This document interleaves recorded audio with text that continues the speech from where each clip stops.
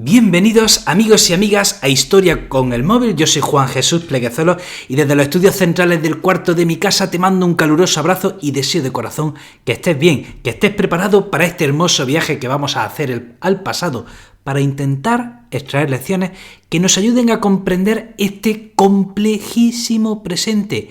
¡Qué complejo es, leche! Oye, pero para eso nosotros estudiamos y disfrutamos la historia, para poder comprender lo que está sucediendo en la actualidad. Y oye, cuando comprendes algo es cuando entonces puedes plantearte buscar una solución. Pero no intentes buscar una solución a un problema que no entiendes. Y nosotros que estudiamos historia estamos más preparados que ningún otro. Te recuerdo que si eres un amante de la enseñanza te va a encantar mi libro Sigue enseñando. 10 razones por las que pensar que nuestra profesión es la más bonita del mundo. Es un libro motivacional para docentes. Si eres maestro, si eres profesor.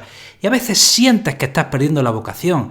Y a veces te viene abajo y te preguntas si tiene sentido lo que estás haciendo. Tengo que decirte que este libro está escrito para ti. Es un libro escrito para todos los docentes. El libro que todos los docentes están buscando. Sí. Y yo también me incluyo. También el libro lo he escrito para mí mismo. Bueno, empezamos con el programa. Vamos a hablar del Islam chií.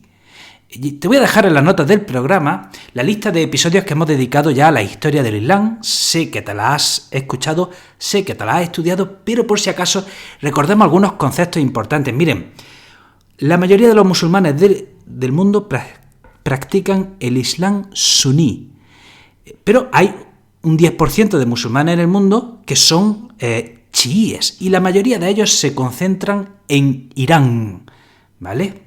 Es Irán el país donde se practica, casi todos los musulmanes de Irán, por no decir todos, practican el Islam chií. Luego está Irak, que aproximadamente tiene una mitad de la población que también es chií, y luego hay importantes minorías en Líbano, Siria y otros países árabes. Pero, por simplificar, la mayoría de los chiíes se concentran en Irán. Recordemos que Mahoma muere en el 632 después de Cristo y le suceden los llamados 4 califas ortodoxos, que son Abu Bakr, Umar, Uthman y Ali. Y bueno, según la tradición chií, Mahoma en vida nombró como sucesor a Ali. Ali era primo de Mahoma y su yerno. Era primo porque era hijo de Abu Talib, que es el tío de Mahoma, quien lo cría. Recordemos que Mahoma era huérfano y lo crió su tío Abu Talib. Bueno, pues el hijo de ese tío, Ali, es primo de Mahoma, pero es que además también es yerno de Mahoma porque se casa con la hija de Mahoma, Fátima, la que tuvo con su primera esposa, Hadisa. Recordemos que la primera esposa de Mahoma es Hadisa, una comerciante. Pues con esta comerciante, Hadisa tiene esta hija llamada Fátima que se casa con su primo Ali. Bueno, pues según la tradición chií, Mahoma, en un lugar llamado Gadir al-Kun, que está entre Medina y la Meca, pues Mahoma ya en vida nombra como sucesor a Ali. Esto no lo reconocen los suníes, pero en la tradición chií así queda establecido. Entonces, ¿qué pasa? Pues que muere Mahoma, le sucede Abu Bakr, luego le sucede Umar, luego le sucede Uthman, que es asesinado, y ya por fin nombran a Ali. Y Ali lo tiene complicado porque nada más llegar al poder le acusan de haber asesinado a su antecesor Uthman. Y Ali, bajo el gobierno de Ali, se empiezan a vivir las primeras guerras civiles dentro del Islam. O sea, tenemos, por ejemplo, el primer enfrentamiento entre musulmanes, que sería la guerra del camello. Así que Ali se tiene que enfrentar ante una de las viudas de Mahoma, que sería Aisha, y acaba ganando esa guerra. Luego, en la batalla de Siffin, Ali se tiene que enfrentar contra sus enemigos, los Omeyya, que lo están acusando de haber matado a su antecesor Uthman. Y finalmente, ahí hay una guerra entre Omeyas y los seguidores de Ali, que parece que queda en tabla, no hay un ganador claro, así que Ali decide someterse a un arbitraje, a un juicio, que va a determinar si él mató o no a Uthman. Y ahí hay unos musulmanes, unos seguidores de Ali, que dicen: tú no te tienes que someter a arbitraje, tú eres una figura sagrada. ¿Cómo osas a someterte a un arbitraje si eres si eres familia de Mahoma? O sea, tú eres su primo, no puedes someterte a un arbitraje. Tú eres una figura sagrada. Así que ya hay un grupo que se extiende del Islam, que son los jarilíes. y es un jariyí quien en el año 661 asesina a Alí. Y sucede que después del asesinato de Alí, pues ya saben lo que viene, ¿no? Ya lo saben, ustedes ya han escuchado los episodios del Islam, ¿verdad? Venga, ¿qué periodo viene después del asesinato de Alí? El califato omeya, que tendrá su capital en Damasco, luego vendrá el califato abasí, que tendrá su capital en Bagdad, etcétera, etcétera. Bueno, pues durante el poder del califato omeya y el poder del califato abasí, los seguidores de Alí se organizarán y cada vez serán más fuertes y no dejarán nunca de estar en rebelión frente al poder establecido. Los seguidores de Alí siempre pensaron que era Alí y sus sucesores los legítimos herederos de Mahoma y los que deberían, por tanto, sustentar el poder dentro del Islam. Y a los seguidores de Alí se les llama los chiíes. Así que, repito, tenemos una fase que es el poder, el califato o imperio omeya. Luego tenemos otra fase que es el califato o imperio abasí, que gobiernan pues desde el norte de África hasta las puertas de la India.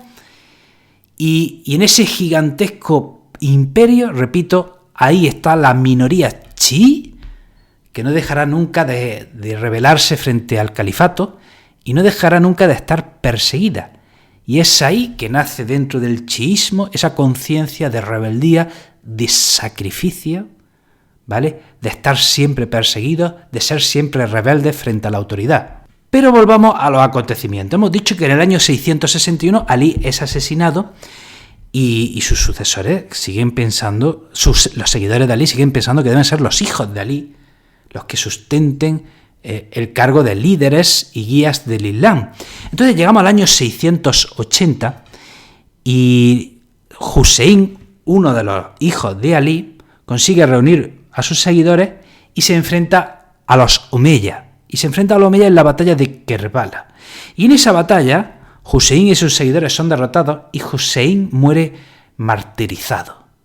¿Vale? Muere martirizado por los Omeya. Y quédense con esta fecha, que es muy importante, porque el día de la muerte de Alí y del martirio de Alí es conmemorado por todos los chiíes, en un día que se llama la Ashura. Y es en ese día cuando los seguidores de Alí, los chiitas, salen a la calle y se martirizan a sí mismos en honor al hijo de Alí. Y es por eso esas imágenes que vemos de musulmanes golpeándose el pecho o flagelándose, eso es lo que están haciendo. Están celebrando la Ashura, o más que celebrar, conmemorar la Ashura, que es el martirio de Hussein, hijo de Alí. Entonces sucede que en el chiísmo se suceden 12 grandes líderes que empiezan con Alí, que son sus 12 imanes, ¿vale? Y son sus 12, digamos, figuras más importantes después de Mahoma. Entonces, la primera figura importante sería Alí. Le sucede un hijo suyo que sería Hassan. Luego le sucede el otro hijo Hussein del que acabamos de hablar, que fue martirizado en Kerbala.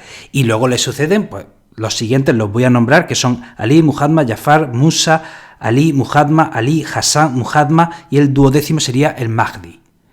Estos son los 12 imanes que durante 200 años se van sucediendo padre e hijo en el Islam. Ojo, excepto los tres primeros. El primero sería Alí, luego le sucede un hijo, luego otro hijo, pero a partir de ahí ya todos son padre, hijo. Y ahora, tenemos que destacar varias cosas.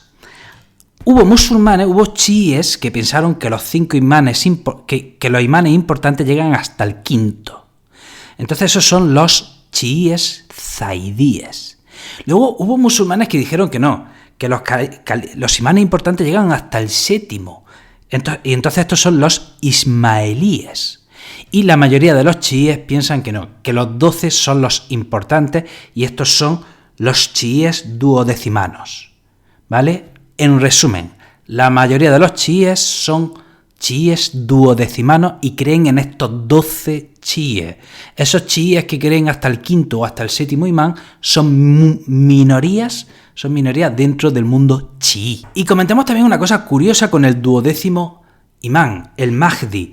Pues miren, se cree en el chiismo que el Mahdi desapareció y está oculto, no murió, está oculto y volverá al final de los tiempos, junto con Jesús, ¿vale? Para gobernar con sabiduría, restablecer el Islam y eliminar todo tipo de injusticia. Fíjense, esto nos recuerda, ¿verdad?, también al cristianismo.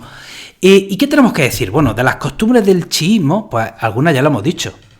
Esta que sale muchas veces en las noticias, esos hombres que se están martirizando el pecho o que se están flagelando, están conmemorando la Ashura, que es el martirio de Hussein, uno de los hijos de Ali, en Kerbala.